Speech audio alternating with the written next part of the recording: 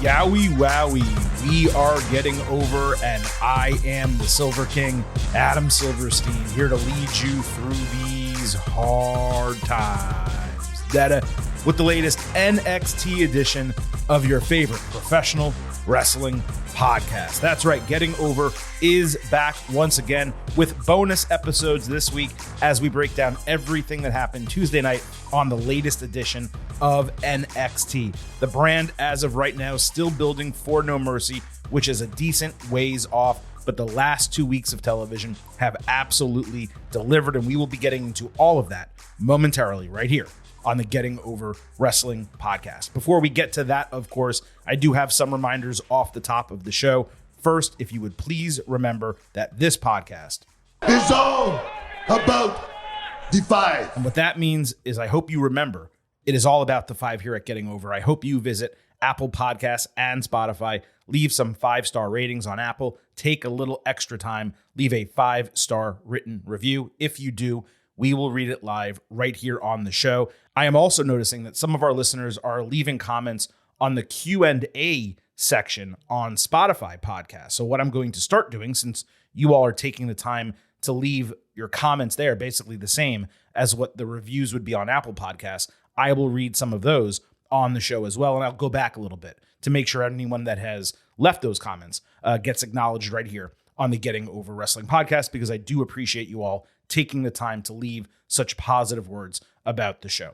Please also remember to follow us on Twitter at Getting Overcast for episode drops, news, analysis, highlights, all of that good stuff. You especially want to be following us this week at Getting Overcast, because we will have pre and post-show polls around WWE Payback and AEW All Out this weekend, and getting you to participate in those polls that enhances our instant analysis episodes that will come out Saturday night and Sunday night, respectively. So again, follow us on Twitter at Getting Overcast. It's also a great spot, I should note, to send in DMs and tweets for the show. One more reminder before we get into it today with NXT on this podcast, and really at all times.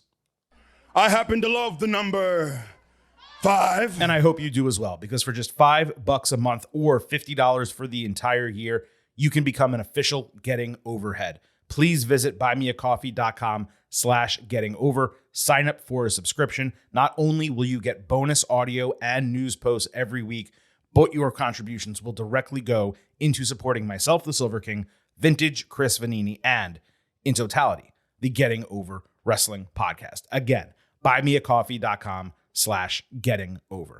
Now, as we get into NXT this week, I wanted to note off the top, there continue to be a ton of tributes to Bray Wyatt coming in.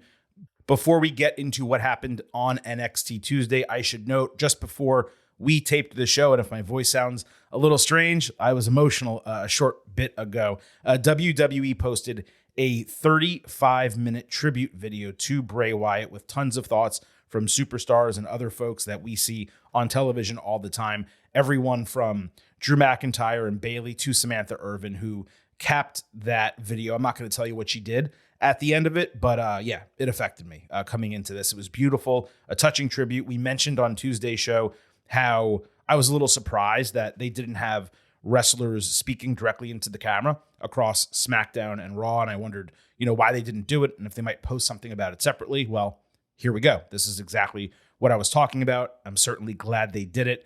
And it was something that was tough to watch. I don't suggest doing it if you're maybe around other people, or if you want a little bit of privacy while you're watching it, I would suggest doing that. But Drew McIntyre, his comments hit really hard. Samantha Irvin at the end was beautiful. Person, soul, voice, everything. She's great. Friend of the show, of course. And yeah, it just hit me right before I was taping today's show. I should also note from NXT on Tuesday, Joe Gacy wore a Bray armband. Brutus Creed did a spin of a weapon for Terry Funk. NXT also aired the same Bray Wyatt video package that we saw on SmackDown and Raw, and that followed with fireflies throughout the Performance Center, and again, a chant from the crowd with the rocking chair on the stage and a spotlight. Vic Joseph and Booker T also put up fireflies, which was pretty cool as well. So yeah, the tributes continued on NXT. What I was told is they are going to continue through SmackDown on Friday and Payback on Saturday. Now, I don't know what form the tributes will continue. It may just be moves that are being used or armbands or things like that. I would be perhaps a bit surprised if they continue airing the video package, at least on SmackDown. I could see them airing it again at Payback and having the huge sold out crowd at a premium live event doing the Fireflies and that being a moment. And I think that would be really sweet and a nice way to kind of wrap up all the honorifics and all the tributes.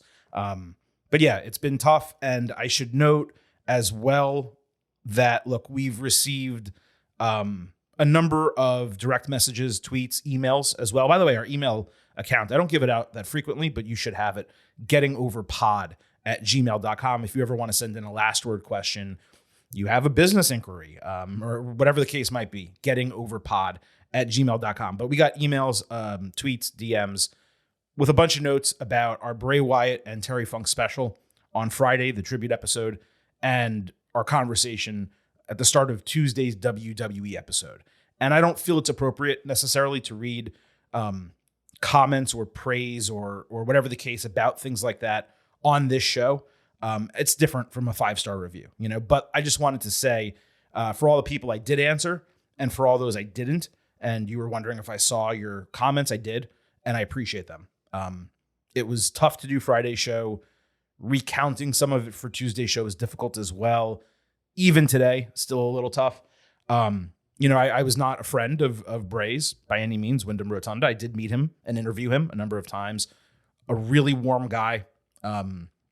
You could tell there was a lot of love there from his peers and the people who worked with him. The people in WWE's PR department always spoke very highly of him. And that was one of the reasons why when he was actually released, I guess it was 2 years ago at this point, it hit a lot of people really hard. And that was one of the releases where, don't get it wrong, don't get it twisted at all. Superstars don't ever want to see their coworkers lose their jobs, unless certainly they have an individual issue with them, but that's few and far between. But when Bray was released, it really hurt the morale in the WWE locker room. And him coming back was one of the various items that improved morale significantly. So now, from what I've been told, and I'm not trying to do some reporting on this or whatever, but from what I've been told from some of the people I've spoken with, morale is actually high from the standpoint that people are rallying together and there's a lot of camaraderie backstage. And it's unfortunate, obviously, and it's significantly unfortunate that something like this precipitated that. But the way that people are having each other's backs, the support from what I've been told, WWE is providing to the superstars, both, mental health type of support, but also just time off and schedule flexibility and things like that. Everyone's really come together around this situation. And that is heartening, even, of course, if the situation itself is a tragedy. So I just wanted to say that off the top to recap and kind of wrap up some of these conversations that we've had about Bray Wyatt and Terry Funk. Of course, rest in peace to both of them. As we started this NXT episode, we had extra time on today's episode. I did not get a chance, I should note, to watch New Japan Pro Wrestling G1 Climax, the semifinals and the finals. I still am planning to watch it, I promise you. And if and when I do, I will get them on either a special Wednesday show with NXT or our Thursday show when we put everything together. I want to watch them. I need to make sure that I catch up on them. I heard all three are fantastic matches, but too much has been going on. I've already mentioned previously, last week we did 5 episodes. This week we're doing 5 episodes. That's 10 in 2 weeks. We normally do 4. So, that's a lot. I'm saying 4 in 2 weeks, and instead it's 10. So we're more than doubling our output. It's a lot. But we're here for you, and I appreciate you all being there for us and listening to all the content that we are putting out. So thanks to all of you once again. With that said, let's get into NXT this week. A ton happened on this episode. We're going to break the entire thing down and give you some thoughts on what is happening going forward. So let's kick things off the way NXT actually began. The Creed brothers against the Dyad in a steel cage match. So like I said, this opened the show. All the minions attacked Brutus Creed and carried him backstage. This was after Julius Creed had already entered the ring. Basically, Schism and Joe Gacy forced the door shut and locked. So Julius stuck inside Brutus backstage.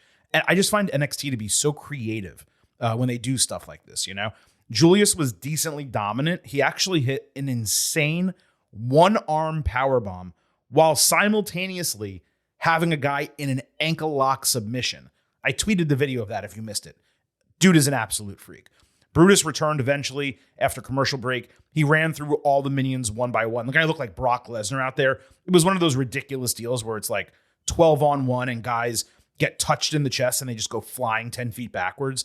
It was a little much, I guess, is the best way that I could put it. Joe Gacy taunted him with the key to the cage, so Brutus just straight ripped off the door and brought it inside to muted holy shit chants. The difference between like suspending disbelief for the attack on the minions and then the guy ripping off the door for me is totally different. I thought the minion stuff was ridiculous, but ripping off the door was awesome. Now, maybe that's conflicted, but that's how I think, and that's how I think when I watch wrestling. Brutus squashed Dyad with the door into each side of the cage. Then Dyad tried to use the door to choke him, only for the Creeds to overpower them and counter it upside down onto them. Julius next lifted both Dyad on his shoulders out of the corner somehow, and Brutus hit a double Brutus bomb for another muted holy shit chant. They followed with sliding lariats for the win and got reinstated into NXT. Ivy Nile came down and celebrated with them in the finish, and that was pretty much it. This was exceptional. I want to be very clear.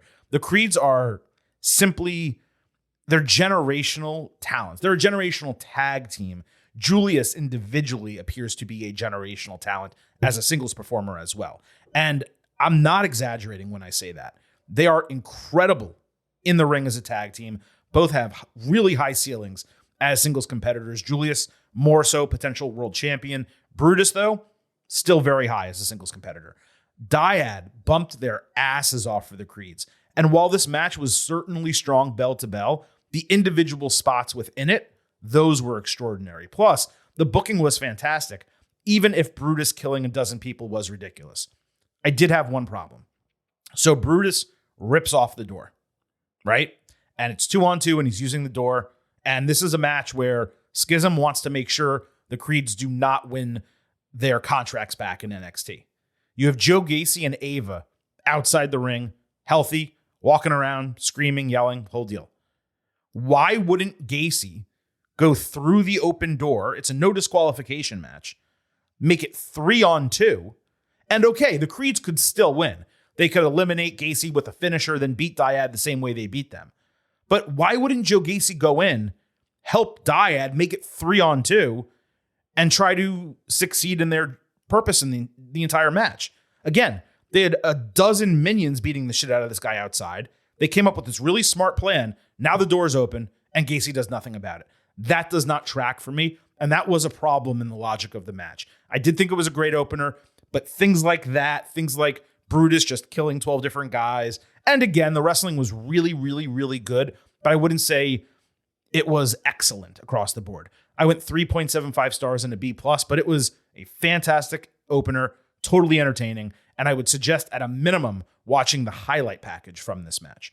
Carmelo Hayes and the D'Angelo family were putting each other over because they were champions when the Street Profits made a cameo, dapping them all up and asking what was next for Melo.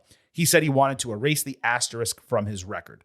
Then the Prophet said next time they were in the neighborhood, they might check in and see how you doing, probably referring to the NXT Tag Team Championship. Tough to say because as they were saying this, they immediately got interrupted by like 4 to 6 women just beating the absolute shit out of each other in the NXT kitchen. So later, Trick dapped up Melo. They were backstage in the locker room area. He said, hey, I spoke to the Street Profits, and he was going to tell him something, but we don't find out what he was going to say because Hayes cut him off. He said it was getting to him that people are saying he only beat Dragunov because Williams was there. He was really frustrated. He asked Trick to confirm, hey, dude, I can beat Ilya one-on-one, right? And then Trick paused, so Melo left. But as Melo was walking out, Trick said, I don't think you can. I know you can. So he was there being a friend supporting him. Melo didn't get to hear it. Melo kind of rushed a little bit too much in this segment. He didn't let it breathe enough, but the dynamic between them remains great. It's very similar to what's been happening with Wes Lee, where he's been in this like manic state of being disrespected and all this type of stuff, which doesn't fit really his character. Melo obviously is an extremely confident character. This was showing that confidence breaking, but it was a little bit too much given the fact the guy just retained the title recently. So why is he so fragile all of a sudden this week? I wish there was a progression towards it. They kind of skipped a week in terms of telling the story of his character. Now, it does seem obvious that whatever Melo does next, eventually he's going to defend the title against Trick. And it's going to be interesting to see how they run that storyline when the time comes. Regarding the Profits, it was great to see them on NXT. Very fun surprise cameo. But it was a tease without any more information, so we're going to have to wait and see what happens there. Ilya Dragunov hit the ring and put over Trick Williams for their battle last week. Then he turned his attention to Hayes, saying he's back in the top spot and wants the NXT title. As he was going after Melo on the mic, Noam Dar interrupted from the Metaphor Lounge, which was built atop the crowd because they're doing the Global Heritage Invitational and they wanted to watch the entire deal. Basically, it's the Toxic Attraction Lounge with different furniture. They start going back and forth on the mic before Oro Mensah insults Dragunov in German, and they all start taunting him. Dragunov threatened to attack. Dar called him a Muppet, and then Mensah stepped up to take the challenge, saying Dragunov didn't deserve to be in the same ring as Dar. Mensah then ducked out before Torpedo Moscow, and that ended the segment. This was not the interaction I expected tuning into NXT, but it was hot, and it offers a really strong in-ring match next week that Dragunov should win to presumably put him back in contention for Melo's title. It makes sense that Hayes wants to clear the asterisk, but at the same time, as much as I love Dragunov, a fresh challenger probably would have been nice. There's plenty of people on the roster who could be elevated, such as like Joe Coffey or Mustafa Ali or Dijak, and that's just naming a couple. Someone from the main roster coming down is also an option as well. I say that now, but obviously if they book Melo and Ilya too, I'm going to be absolutely thrilled about that, and when we see it, it's probably going to bang as well. The storyline also, with the asterisk, makes complete sense. It's just, again, seeing Melo this shook was surprising because he usually oozes just complete confidence, and I feel like they skipped that step, which isn't allowing the story to kind of hit the way I would want it to. At least instead of it being a 10 out of 10, it's like an 8, for example. But you know what they say?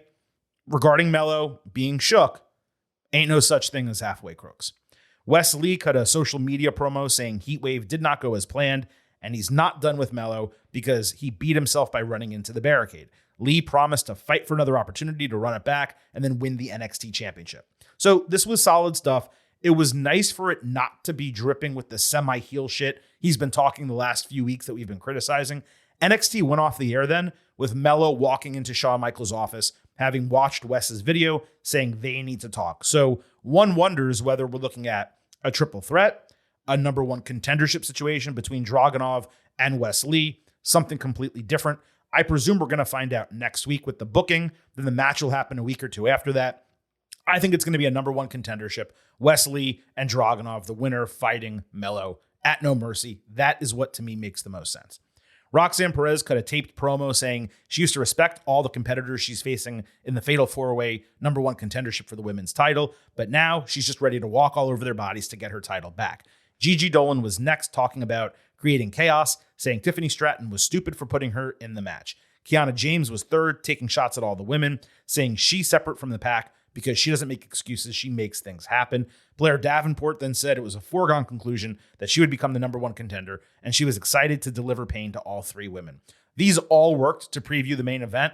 Wrestling shows do not do this stuff enough. It is absolutely wild to me that Raw, SmackDown, Dynamite, Collision, whatever the case might be, they'll have a huge main event, and it's the biggest match on the show, and they just don't talk about it.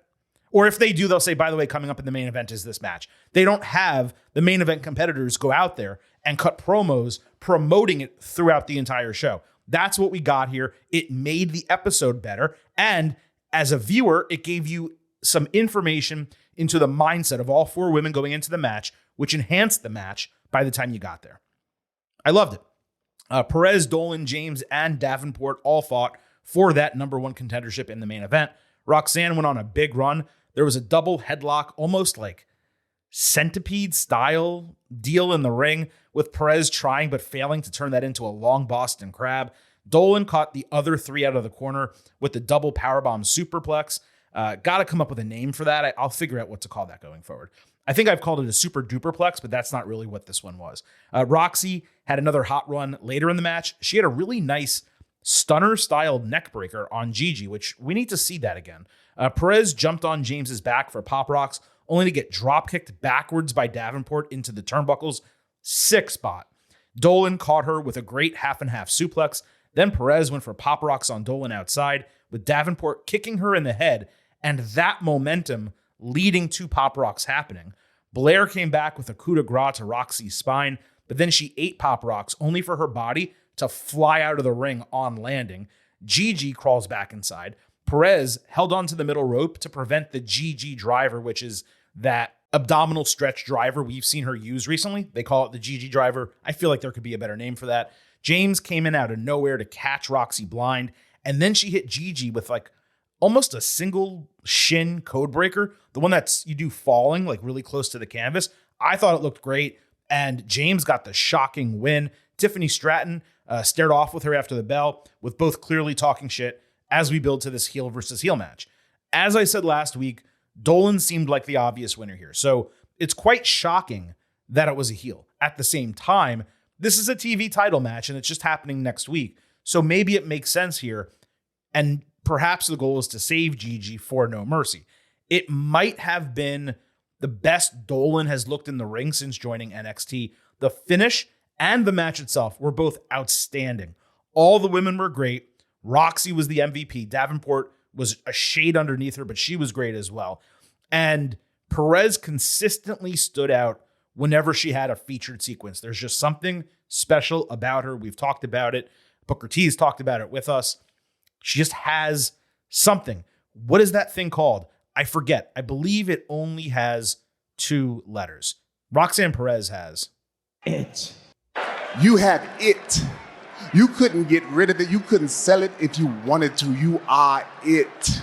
But I don't mean to like erase the other women. Again, Gigi probably had her best match in NXT. Kiana was okay throughout, but her finishing sequence was great. And Davenport, whenever Roxy was not in the ring, Blair was carrying it. So it was just a damn good match. It showed what the women can do. And look, I'm not trying to like denigrate AEW by means of comparison, but let's just be honest, okay?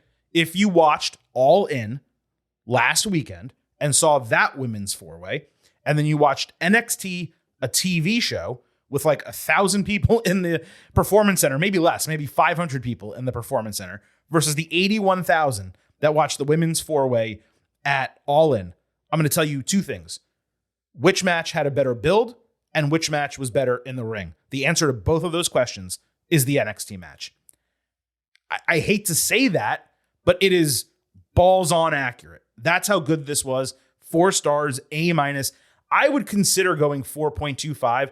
It probably would need to be on a premium live event without commercials for it to go that high, but it was right in between those numbers. It was an excellent match.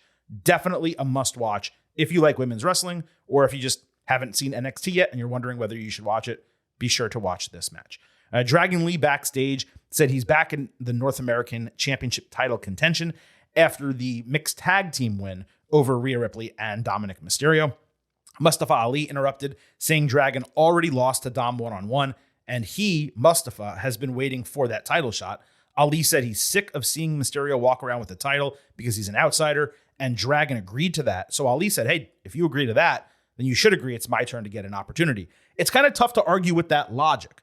And that's one of the reasons I love this Ali character. He just feels so confident in his role, and everything he speaks is in complete logical fashion. So then Ripley and Mysterio, they cut a promo on Instagram saying he would hold the title until he retires. Dom told Mustafa and Dragon to fight it out amongst themselves. The winner would get a title match at No Mercy. He also made himself the special guest referee to guarantee a winner next week in that number 1 contendership match. It was clear the Rhea Dom promo was taped Monday after Raw. They were, I think, dressed the same, but the background was the same too.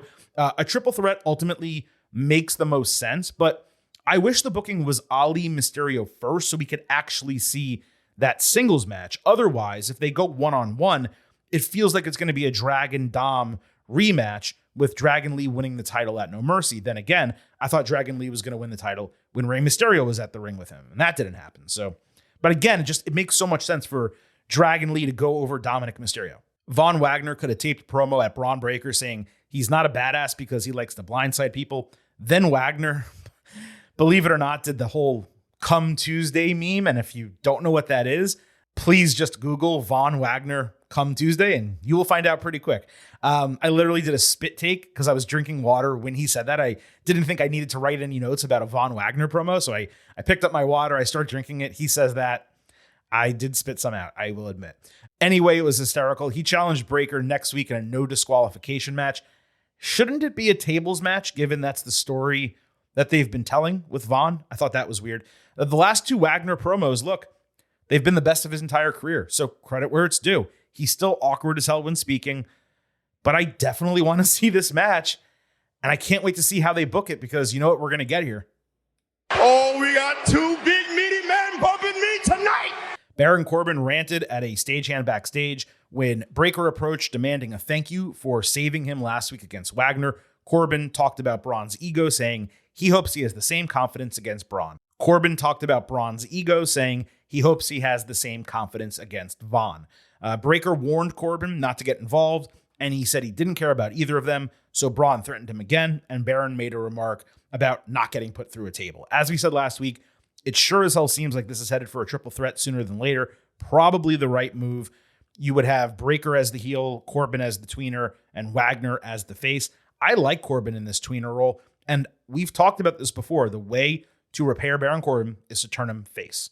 And if they're able to do that in NXT, that could be awesome. Let's move to the NXT Global Heritage Invitational. So this is basically a tournament that has matches with 12-minute time limits, round robin style, in two groups. Pinfall or submission gets you 2 points. A draw gets you 1 point. The winner of each group fights the other, with the overall winner from the tournament facing Noam Dar for the Heritage Cup at No Mercy. Basically, it is a mini G1 climax, and NXT has done this previously for the Cruiserweight Championship in the tournament that Santos Escobar won however many years ago. So the first match we got, Butch representing England against Charlie Dempsey representing the United States. This was in Group A. Butch flipped out of an attempted avalanche suplex and snapped Dempsey's fingers. Then he caught him with bitter end for the squeaky clean 1-2-3. Actually a bit surprised they had Butch go over Dempsey this easily, but they did good work, and Dempsey is certainly not going to be coming out of Group A when Tyler Bate and Axiom are the other two guys. I wouldn't be surprised if Butch is the one who comes out of it, but Butch or Bate probably makes the most sense. Then we had Nathan Frazier of Jersey against Joe Coffey of Scotland. No surprise, Frazier was shot out of a cannon this entire match. There was a really scary spot, though, where he ran the ropes so fast and hard, his neck got caught and snapped under the top rope. It looked like he nearly decapitated himself, and I would not be surprised if he had whiplash or something like that. It was wild. We tweeted that video if you missed it, so go check that out. Frazier hit a great springboard frog splash and flipped out of an avalanche German suplex. Coffey avoided a Phoenix splash after a slight distraction for Frazier, and Coffey came back with best for the bells for the surprise win. With Akira Tozawa and Duke Hudson also in this group, you have to think either Frazier or Coffey come out of it. Maybe they tie and do a sudden death, or the final becomes a triple threat. I'm not exactly sure what they're going to do, but this was a really good match, and both of these were worth watching. Neither of them were notably long. Now, there are some other matches that happened. They were taped for NXT Level Up. Apparently, they're doing some matches on Level Up and the rest on NXT TV, but I don't believe those have aired yet. I think Level Up actually goes on after SmackDown on Fridays, so we're not going to talk about those, but I will do my darndest, and I'll try to remember to watch Level Up the next few weeks for these matches, and if so, I'll break them down whenever we talk about NXT on the podcast. Back to this, Bate later cut a promo about his group, noting that he might finally be able to settle his long-term rivalry with Butch. Can we just call this guy Pete Dunne or Butch Dunne? Just figure something out. The name Butch, it's not bad, but it's just everyone wants to call him Pete Dunne. You could see like Tyler was going through it in his head, trying to figure out what name to say as he was cutting his promo. In the meantime, Bate said that he needed to cleanse his palate against Daba Kato, who he challenged to meet him in the ring next week. Kato, he's actually impressed with some of his individual spots, so I'm kind of excited to see this match. I do stand to wonder about this whole thing, though. If they have Bate lose while he's in the middle of a tournament, So if I had to guess, he's going to beat him via roll-up or something like that. Chase U was in session with Thea Hale absent.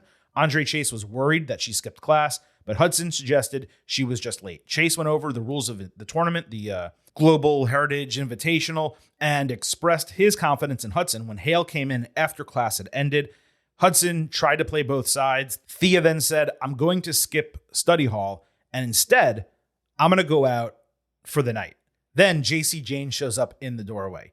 So this was hysterical. Thea is now obviously in her rebellious phase, as we suspected. And now you have JC playing the bad girl that's taking her to the wrong side of the tracks. Maybe they'll smoke a cigarette. Maybe they'll have a beer. It's actually quite perfect given JC's history in NXT. And let's all be honest with ourselves. I would much rather hang out with JC Jane than I would go to study hall for Chase U. And you can't really blame Thea for that. This is actually hitting really well, despite how ridiculous it would sound if you were to put this on paper. But like I said, the entire thing is hitting, and I just absolutely love it. Miles Bourne was cleaning up for Drew Gulak when Fallon Henley came up saying Briggs and Jensen needed a third to fight Gulak, Dempsey, and Damon Kemp next week. This was all caught on camera by NXT Anonymous. Bourne hesitated at first. Obviously, he's working with them, but he was excited because he would actually get a match on NXT television. So because of that, he accepted. Obviously, he's going against what would be the wishes of Gulak, Dempsey, and Kemp. Nice little twist to what they're doing in the storyline. We'll see how it plays out before we determine whether it's worthwhile or not. Kind of tough to say. Angel Garza woke up with deep scratches on his chest as Humberto Carrillo knocked on his door. They both said they had the same dream about their grandfather, Humberto Garza, with Carrillo revealing that he had the same marks on his chest. They agreed to start from scratch. They tore apart their Los Lothario shirt and decided to grab the glory they sought, both for them and for him. This was kind of a good way to wrap up this telenovela from the last 3 or 4 weeks. Is it corny? Yes. Is it overdramatic? Yes. But again, it's telenovela style. In this case, the end justifies the means. The end being that these guys are getting refreshed as a legitimate tag team, and they're going to go after the NXT tag team titles. That is what's important. I hope they take these titles from D'Angelo family sooner than later. I have no qualms with them being a heel team. If they want to make him babyface, that's fine. But these guys are legitimately talented. They can both speak. They look good. They're great in the ring. I mean, this is a team that should be thriving on the main roster. So coming down to NXT and getting refreshed is the best possible thing for them. I'm ready to see it happen. Eddie Thorpe fought Dijak. This was high intensity before the bell even rang. Thorpe hit a couple signatures, and Dijak came back with high justice for near falls. Dijak then wrapped his belt around his fist, but failed trying to use it. Then he picked up Thorpe and just chucked him over the desk into the chairs. Dijak then grabbed a chair and missed a shot, but with the referee removing the chair from the ring like a steel chair, Dijak gathered the belt outside for a loaded punch and then hit a big boot for the win. So look, the intensity was good, but something about this did not work for me. All the big matches that Dijak's been in, he's never thought about cheating to this degree. But a couple minutes into fighting Eddie Thorpe, he needs to grab his belt and wrap it around his fist and use it. And by the way, it was like a fabric belt. It had a metal buckle, but it was a tiny metal buckle. It wasn't like it was a cowboy belt or anything like that. So what the hell is that belt even going to accomplish? It's like MJF's Dynamite Diamond Ring. It's a tiny little ring that's going to knock somebody out, punch to the head. You know, it's not brass knucks or something like that. So again, going to the belt 2 minutes into the match, so much of it not being clean. It was a short match as it was. I think it was under 5 minutes, like 4+ minutes. I just was irritated by this entire booking. I have not been fond of this feud. I definitely wasn't fond of this match. This, for me, was the low point of NXT on Tuesday night.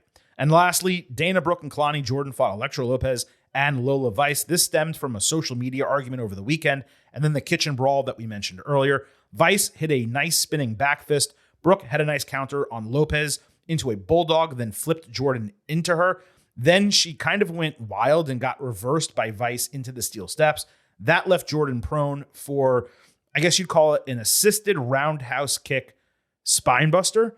It was kind of like the heart attack style, but that kind of move for a heel victory. Dana lost her mind in the defeat, but we never really got more about it, even though we've seen the way she's been acting in the backstage area in prior weeks. It was a really poor finisher by the heels. I didn't like it at all, but a surprisingly high energy match. It's great to see Vice and Jordan getting so much time, and it is abundantly clear that Vice has a bright future. So excited for her to continue. And that is it this week from NXT. Obviously, we had a lot to talk about on this individual show. And of course, we separated it this week because coming up next here on the Getting Over Wrestling podcast, we will have our AEW All Out Ultimate Preview on Thursday. Of course, already in the books this week, our WWE Payback Ultimate Preview from Tuesday. And then just going back to last week, a reminder of a couple shows that we did. We do have the AEW All In Instant Analysis and our very special tribute show, Remembering Bray Wyatt and Terry Funk. Be sure to listen to all of that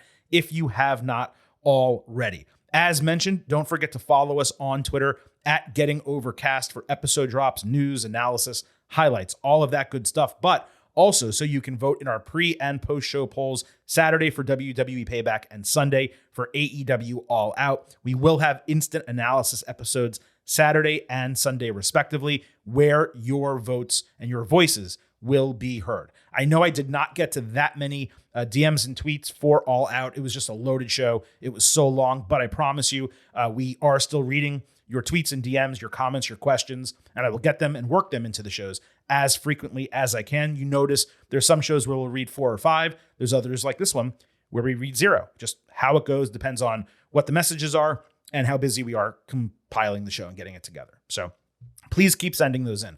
Also, please remember that right here on the Getting Over Wrestling podcast, we believe It's all about Defy. So head on over to Apple Podcasts and Spotify. Leave those 5-star ratings on Apple. Take a little extra time and leave a 5-star written review. If you do, we will read it live right here on the show. You can also comment in the Spotify Q&A section. And if you leave positive comments there or have any specific types of questions or comments on episodes, whatever it is, we'll try to read those right here on the show. Please also remember on the way out that the Silver King, I happen to love the number 5. I did not set that up perfectly, but nevertheless, for $5 a month or $50 for the entire year, you can become an official Getting Overhead. Please visit buymeacoffee.com/gettingover. Sign up, subscribe. You will get bonus audio. You will get news posts, and your contributions will directly support financially the Silver King, Vintage, Chris Vanini, and the Getting Over Wrestling podcast. Thank you all for listening to today's show. We will be back on Thursday, Saturday, and Sunday before the week is out. But at this point, it is time for me to sign off and leave you with just 3 final words. Bye for now.